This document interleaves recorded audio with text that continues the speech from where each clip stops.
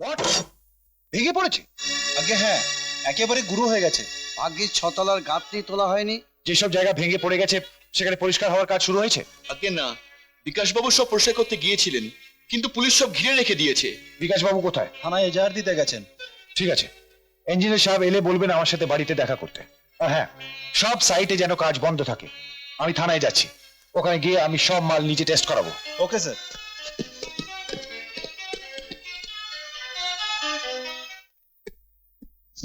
শুরু থেকে আমি তোমাদের সাবধান করেছিলাম, তোমরা তো কেউ আমার কথা শুনলে না। ও চোর, 1 নম্বরে চোর। জামাই বাবু, ওর নামে একদম যাতা বলবেন না। অসিত যে চোর, তার কি প্রমাণ আছে? প্রমাণ? একটু পরে প্রমাণটা পেয়ে যাবে। বারবার করে বারণ করেছিলাম যে বিসিবি ইট কিনো না, সেই ঘুষ খেয়ে বিসিবি ইট কিনলো, সিমেন্টের জায়গায় গঙ্গা মাটি দিল। তার ফলে কি হলো? চারটা বাড়ি ভেঙে পড়ে গেল। কারো পৌষ মাস, কারো সর্বনাশ। ঘুষের টাকা নিয়ে ঘটা করে বোনের বিয়ে দিল। ভাগ্যিস বাড়ি তৈরি হওয়ার আগেই ঘটনাটা ঘটে গেল, না হলে আমার সঙ্গে তোমাদেরও জেলে যেতে হতো। আপনি কি করছিলেন? আপনি বাধা দেননি কেন? আমার বাধা শুনতেও আসি? না শুনলে দিদিকে তো জানাতে পারতেন। তোমার দিদিকে আমি জানিয়েছিলাম, তখন তোমার দিদি আমার কথা গায়ে মাখলেন না। এবার আমার কি? তোমরা ফল ভোগ করো। লোকসানের টাকাটা তো তোমাদেরই গুনতে হবে।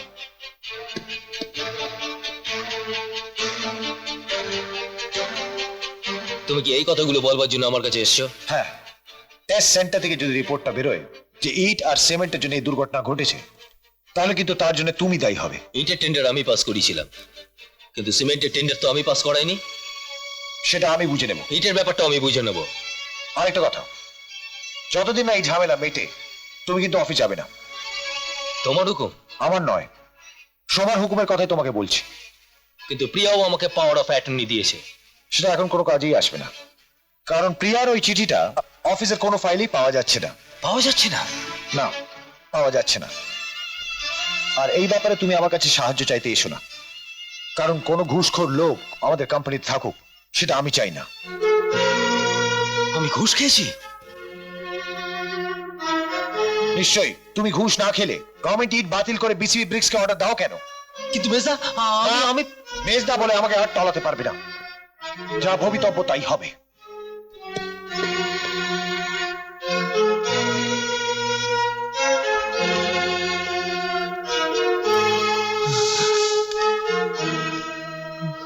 পুলিশ মাল মশলা নিয়ে গেছে? হ্যাঁ, পরীক্ষা হবে, তারপর পুলিশ এসে অজিত আর রশিদ দুজনকে অ্যারেস্ট করবে। সবচেয়ে দুঃখের কথা কি জানো? তোমাদের কোম্পানির এতদিনের সুনাম একেবারে ধুলোয় মিশে যাবে। বিকাশ, তুমি কি বাঁচাতে পারো না? কেন? আমি কেন বাঁচাবো? আমার কোনো স্বার্থ নেই। ও তোমাদের ব্যাপার তোমরা বুঝে নেবে। বিকাশ প্লিজ, তুমি বলো কি চাও তুমি, আমি দেব, প্রমিস। তুমি শুধু আমাদের সুনামটুকু বাঁচাও। তাহলে সবার আগে তোমাকে দুটো কাজ করতে হবে। কি কাজ? প্রথম কাজ, বিসিবির চেকটা অজিতকে দিয়ে সাইন করিয়ে দিতে হবে। আর দ্বিতীয় কাজ, বলতে হবে যে বিসিবির সাবস্ট্যান্ডার্ড ইটগুলো সাপ্লাই করবার কথা অসিত বলেছিল। বিকাশ, তাতে অসিতের কি বিপদ হবে ভেবে দেখেছো? অসিত তো তোমার স্বামী নয়, অজিত তোমার স্বামী। তাকে বাঁচানোর দায়িত্ব আমি নেব। তোমার পরের শর্তটা বলো। প্রিয়ার সঙ্গে আমার বিয়ের ব্যবস্থা করো। কি বললে? বলছি যে যদি মান সম্মান নিয়ে বাঁচতে চাও, তাহলে টেস্ট হাউস থেকে রিপোর্টটা আসার আগে প্রিয়ার সঙ্গে আমার বিয়ে দিয়ে দাও। How dear you!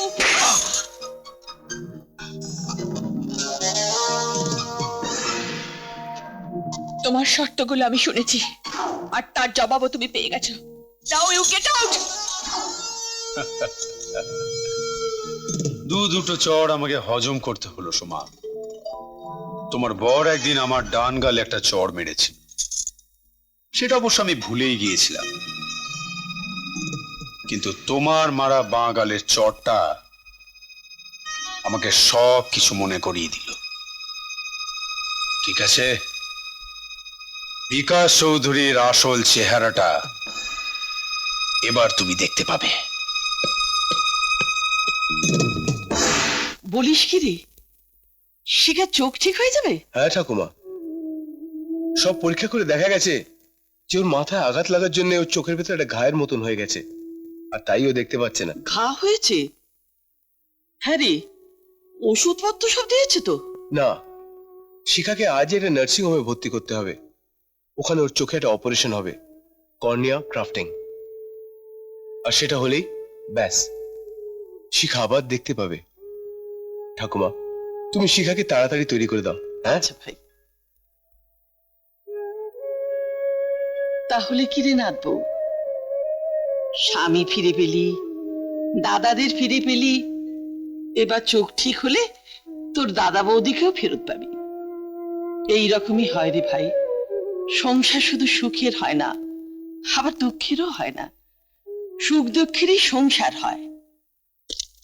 কি ব্যাপার বড়বাবু, হঠাৎ আমায় খবর দিলেন? স্যার, ভাঙা বাড়ির রিপোর্টগুলো এসেছে, তাতে বলা হয়েছে সব দোষ আমাদেরই। রিপোর্টগুলো কোথায়? খুঁজে পাচ্ছি না স্যার। বিকাশ চৌধুরী আজ এখানে আসেননি। অপরাধ নেবেন না স্যার, বিকাশ চৌধুরী বেনামিতে যে ইট ভাটা করেছে সেই ইটই সাপ্লাই দেওয়ার অর্ডার দিয়েছেন আপনি। অজিত বাবু কোথায়? তাকেও তো খুঁজে পাচ্ছি না স্যার। কি বলছেন আপনি? আগে হ্যাঁ, আমি তো আজ ও বাড়িতে গিয়েছিলাম, গিয়ে শুনলাম বিকাশ চৌধুরী অজিত, সোমা ও প্রিয়াকে নিয়ে কোথায় যেন গেছে। আমার আমার ভীষণ ভয় করছে স্যার। আপনি ভাবেন না, বিকাশ চৌধুরীর ইট ভাটা আমি চিনি। দরকার পড়লে বিকাশকে আমি ওখান থেকে খুঁজে বার করবো। বিকাশ বাবু, অসিত যদি এসব জানতে পারে ও কিন্তু আপনাকে খুন করবে। আমার এই ইট ভাটাতে কাক পক্ষীও আসে না, আর যদি আসেও তোমাদের কাউকে খুঁজে পাবে না। ভুলে যেও না, এটা আমার একটা গোপন ঠিকানা। কি করতে চাও তুমি আমাদের নিয়ে? খুব সাধারণ দুটো কাজ। এই চেকটাই সই করতে হবে, আর চেকটা ক্যাশ হয়ে যাওয়ার পরেই আমি আপনাদের ছেড়ে দেবো। ভাববেন না স্যার, অতিথি সেবার সব বন্দোবস্ত এখানে পাকা। দরকার শুধু এটা পুরোহিতের। পুরোহিত? পুরোহিত কি করবে? পুরোহিত প্রিয়ার সঙ্গে আমার বিয়েটা দেবে। ছি ছি ছি বিকাশ বাবু, আপনি এতটা নীচ, এত জানোয়ার। সত্যি আমি জানতাম না, আমি জানতাম না তুমি চেকে সই করবে না অজিত। চুপ কর, সই না করলেই অজিতের সামনেই তোরা মরবি। এখানে পুঁতে রেখে দিলেও কেউ জানতে পারবে না। কি ব্যাপার, যে হাতে বিকাশ চৌধুরীকে চড় মেরেছিলেন সেই হাতে চেকে সই করতে বাধ্য নাকি অজিত রায়? হাত বাঁধা থাকলে সই করব কি করে? ছেড়ে দে। সই করবেন না জামাই বাবু। ওর বাপ সই করবে। কলম। টেক ইট।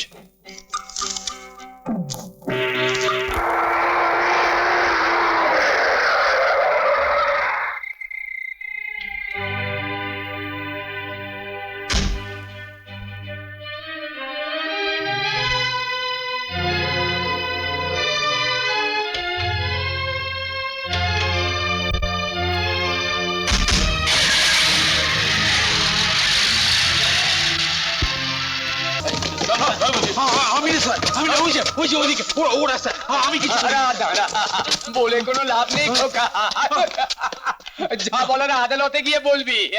নিয়ে যান, নিয়ে যান, নিয়ে যান, নিয়ে যান। দাদা। তুই প্রিয়া? হ্যাঁ দাদা। তুমি বুঝি অজিতের বউ? হ্যাঁ দাদা। অজিতের উপর আমার আর কোনো রাগ নেই।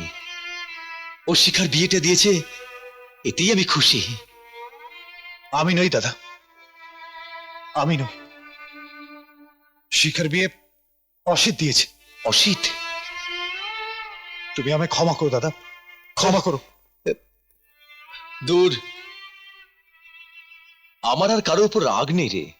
হ্যাঁ রে, কিন্তু সে বাদরটা গেল কোথায় রে? হ্যাঁ,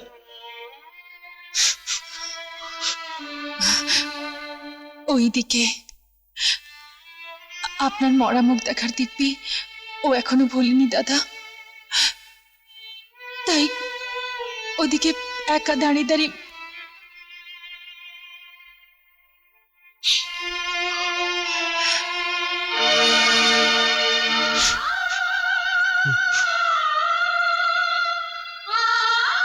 হাত নামা মাদর, হায়, হাত নাবা। ঠিক আছে, আমি আমার দিব্যি ফিরিয়ে নিচ্ছি রে। আরে আচ্ছা, দাদার হাতের মার খুব মিষ্টি না রে? হ্যাঁ, মিষ্টি না?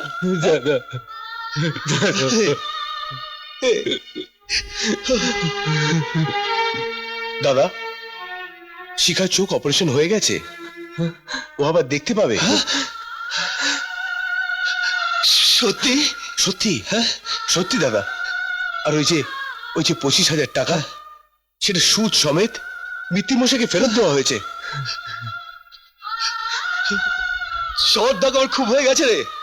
আর নয়, আর নয়, চল আমরা গায়ে ফিরে যাই। চল চল। সেই ভালো, আমরা সবাই গ্রামে ফিরে যাই।